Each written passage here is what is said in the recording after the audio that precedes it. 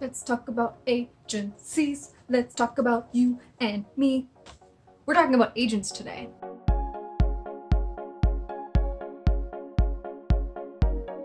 Hello, good morning, good afternoon, good evening. My name is Lexi. I'm an actor in Vancouver, and we're going to talk about agents today. So I'm going to start off by talking about how I got my agent in Vancouver. And disclaimer, this is only based on my experience. This entire video is just what I know from what I've learned. So take it with a grain of salt, especially if you're not in Vancouver. So when I moved to Vancouver about 9 months ago, I had applied for agencies. My headshots were okay. My demo reel was okay. My resume was pretty good, but the last two things didn't really excel. So I did not get very many responses. I worked a little bit more. I did a few more acting classes. I applied again.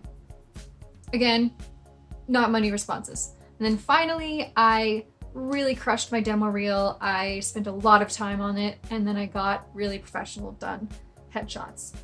And then I got lots of responses. So I did get a lot of no's, but then I got a few yeses and people wanted to interview me. So my agency that I'm with now, I went in, I interviewed with them, I read a couple scripts with my agent, and bada bing, bada boom, I got an agent. So I have a few tips and tricks on how to get an agency's attention based on my own experience. So without further ado, you need 3 things to get an agent. You need a headshot, you need a resume, and you need a demo reel. If you don't have these 3 things, it ain't gonna happen for you. So let's start with resume. Now, if you have experience, obviously that'll be on your resume. But if you don't have experience, that's okay too.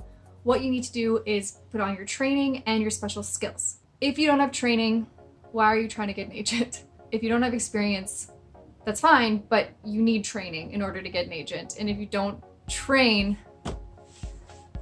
you ain't gonna get this acting thing. Training is a very important thing to have, especially if you don't have experience. It pads up your resume as well as shows that you're serious about acting. Training is subjective. You're gonna find a teacher that you like and go with them, but I recommend you audit as many classes as you can and go from there. The next thing is your headshots. Here's mine.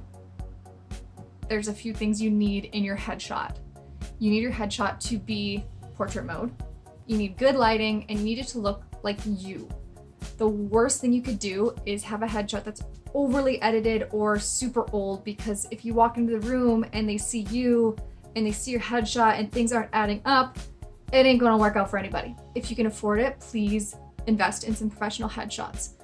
However, the one thing about agents is they usually have their own headshots or headshot photographer that they like to use.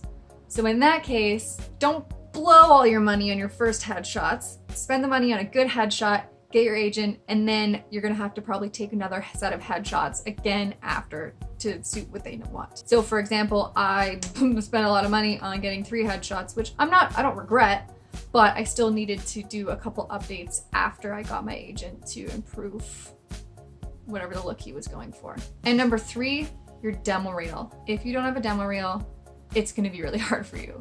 Unless you have a look that they really need, your demo reel is so important. It shows how you act. If you look at my history here or here, whatever, I'm gonna attach my demo reel. This is an old demo reel. I have updated it since then, but because the projects that I've been in aren't released yet, I can't post that publicly. But this is my old demo reel.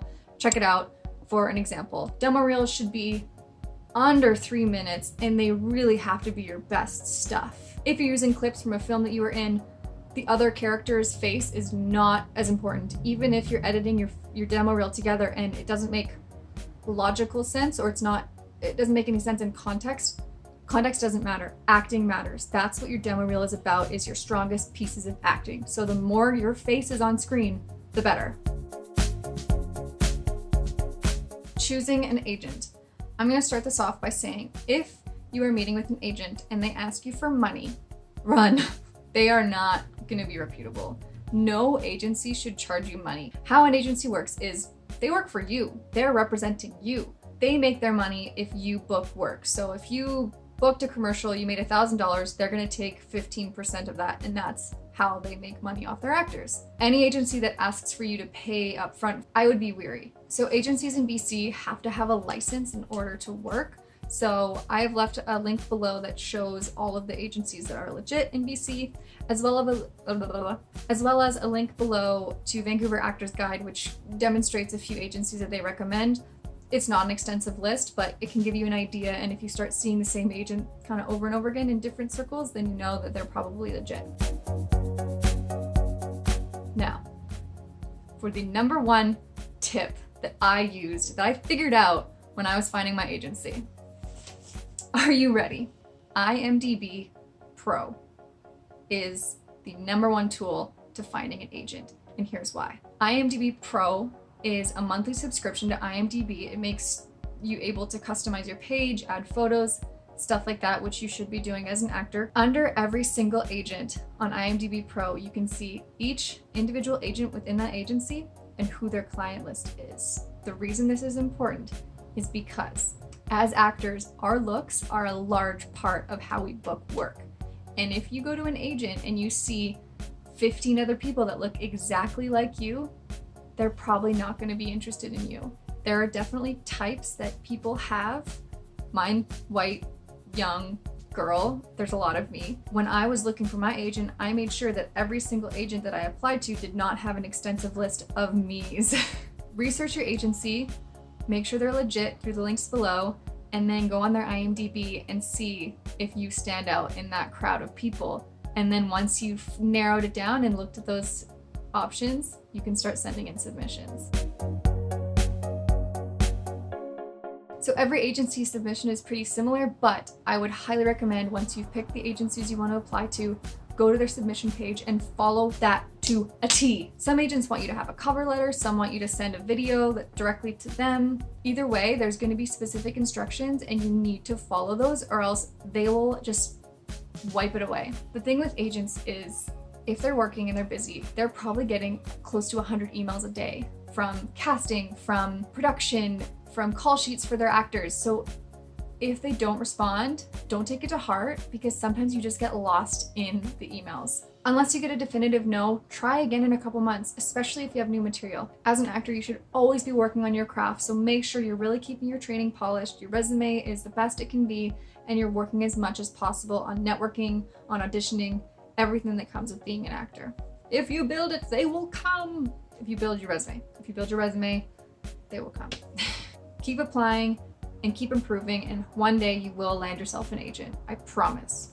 Unless you are a terrible actor, in which case I cannot promise that. But you can fix that with training. Just keep training. So I hope these tips have helped you. Please comment below if this has been helpful, or if you have any questions. Thank you so much for watching. Make sure you like and subscribe, and I will see you in the next one. Bye.